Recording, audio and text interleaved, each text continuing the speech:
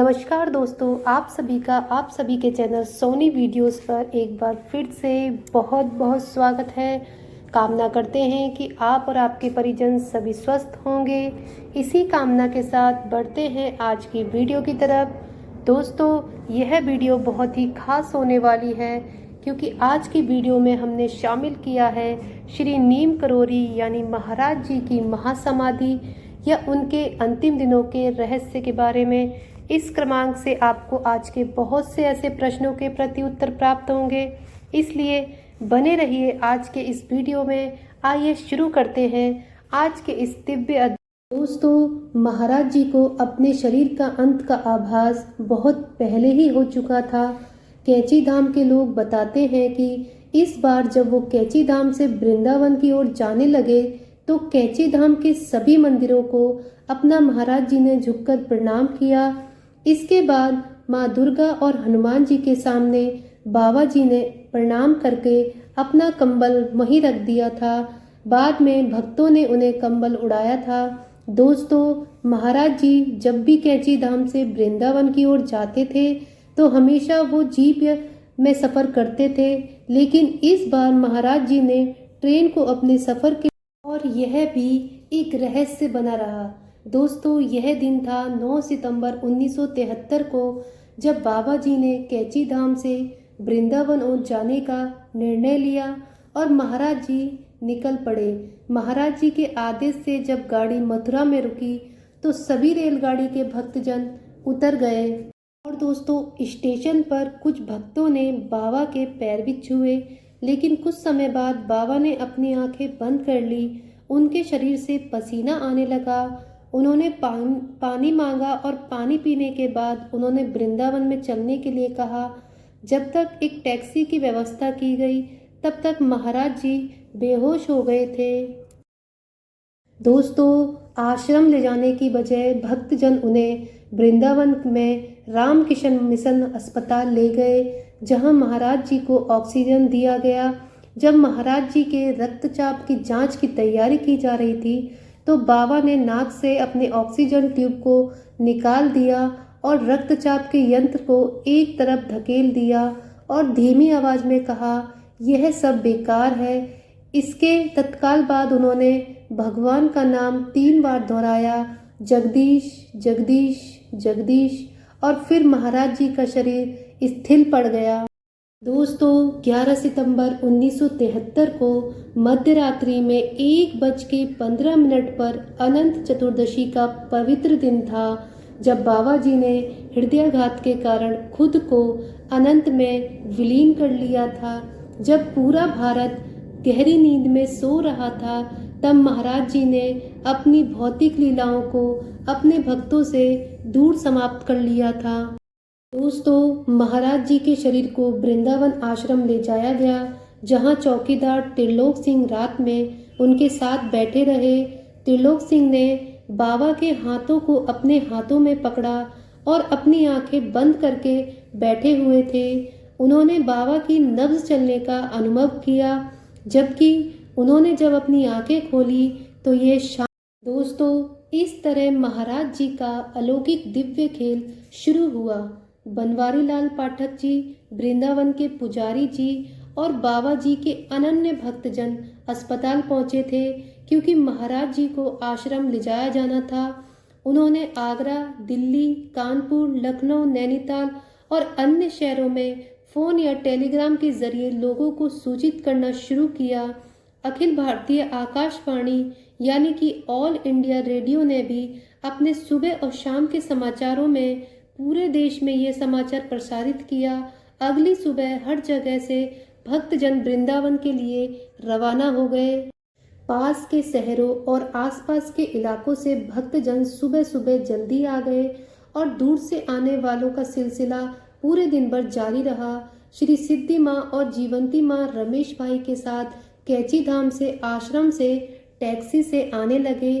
भारत में आए हुए पश्चिमी देशों के भक्त भी वहां आए थे और दोस्तों, 30 अमेरिकी भक्तों का एक समूह विमान द्वारा भारत आने में सफल रहा। कई प्रसिद्ध व्यक्ति, कुछ अधिकारी भी महाराज जी को श्रद्धांजलि अर्पित करने आए थे।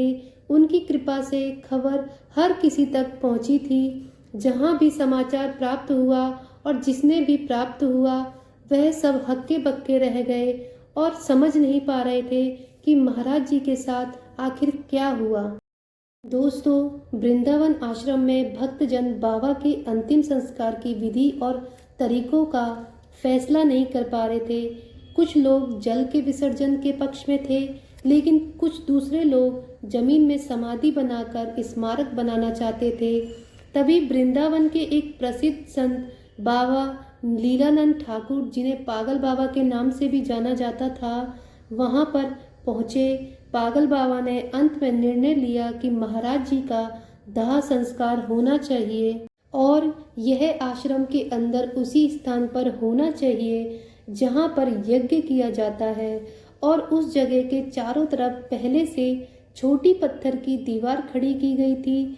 इसे ऐसे बनाए रखा था जैसे कि इसका उद्देश्य महाराज जी का दाह संस्कार से तैयार किया गया हो। दोपहर 2 बजे तक श्री सिद्धि माँ भी नहीं पहुंची थी। लोग भूखे और प्यासे थे। उनमें से ज़्यादातर लोग दाह संस्कार में विलंब नहीं करना चाहते थे, जबकि अन्य लोगों का मानना ये था कि उन्हें श्री सिद्धि माँ का इंतजार करना चाहिए। दोस्तों, जब बहुमत की राय पूरी तरह प्रभावित हुई तो बाबा का शरीर आश्रम के आंगन में लाया गया। तभी अचानक कहीं से भयंकर तूफान उठा। इतनी तेज बारिश हुई कि लोगों को 10 कदम दूरी से भी अधिक कुछ दिखाई नहीं दे रहा था। बादलों से वातावरण में अंधकार छा गया था। यहाँ तक कि गुजरती हुई गाड़ियों की हेडलाइट्स भी मंदी पड़ गई थी। परिणाम स्वरूप महाराज जी की अर्थी को प्रांगण में ही रखना पड़ा और थोड़ी देर बाद वहां पर सिद्धि माँ भी पहुंच गईं। जैसे ही सिद्धि माँ ने गाड़ी से बाहर अपना कदम रखा तो तूफान शांत हो गया। उनके आने पर माहौल और गमगमी हो गया। चंदन की लकड़ी की व्यवस्था की गई और लोगों ने अपने प्यारे बाबा जी के दर्शन किए। महाराज जी ऐसे लगते थे कि वो गहरी नींद में थे। उनका चेहरा पहले की तरह चमक रहा था।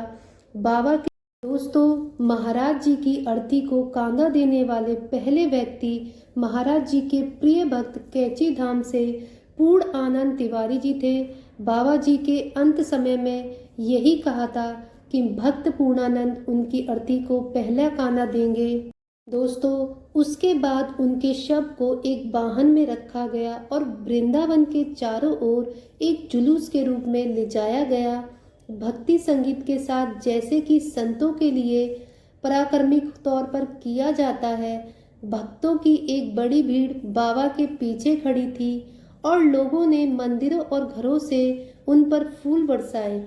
लोगों ने हर कदम पर गाड़ी को रोककर बाबा जी की आरती की। बाबा की अंतिम यात्रा में एक लंबा समय लगा। दोस्तों, इसके बाद वाहन को आश्रम लाया गया और अलग होने के दुख और जुदाई के बोझ वाले वातावरण में पूरी आस्था के साथ बाबा के भौतिक शरीर को अग्नि दी गई। उस दुखद समय में सभी के अलग अलग अनुभव थे। जैसे कि जगमोहन शर्मा ने देखा कि अग्नि में राम और लक्ष्मण के बीच बाबा जी और हनुमान जी उनकी परिक्रमा कर रहे थे। जब चिता की अग्नि शांत हुई, भक्तों ने कई कलशों में अस्थियां एकत्रित की। कुछ कलशों को वाराणसी, हरिद्वार, प्रयागराज और पवित्र तीर्थ स्थलों पर ले जाया गया, जहां उन्हें गंगा के पवित्र जल में विसर्जित कर दिया गया। कुछ दूसरे कलशों को बाबा जी के आश्रम में भेज दिया गया, जहां उनके ऊपर बाद में बाबा जी की मूर्ति को स्थापित किया गया। केहर सिंह जी को बाबा के अवशेषों को इकट्ठा करते हुए देख देव कामिता दीक्षित जी ने कहा कि बाबा ने एक बार कहा था कि उन्होंने बाबा को यह कहते हुए सुना था कि केहर सिंह ही मेरे फूल चुनेगा। उस समय बाबा के शब्दों का अर्थ समझ नहीं आता था, लेकिन उस दिन वो शब्द सच साबित। महासमाधि के 13वें दिन वृंदावन आश्रम में एक भव्य भंडारा आयोजित किया गया। पहाड़ों के उत्तराखंडी रीति रिवाजों के अनुसार कैची आश्रम में 12वें दिन भंडारा किया गया। भक्तगण जो पहले बाबा को श्रद्धांजलि अर्जित नहीं कर पाए थे, उनकी महासमाधि के पश्चात 12वें और 13वें दिन उनका प्रसाद लेकर भक्तजन कृतार्थ हुए। बाबा आज भी भक्तजनों पर अपनी। तो दोस्तों, ये था आज का अद्भुत क्रमांक। आशा करते हैं कि वीडियो आपको पसंद आया होगा। इसी कामना के साथ विदा लेने का भी समय आ गया है और विदा लेने से पूर्व समय है रोजाना की प्रार्थना का। यही प्रार्थना करना चाहूँगी कि श्री महाराज जी सभी भक्त को सन्मति और सद्बुद्धि की प्राप्ति कराए। इसी कामना के साथ विदा लेते हैं। मिलते हैं अपने अगले वीडियो में। तब तक के लिए हर हर महादेव। जय श्री राम।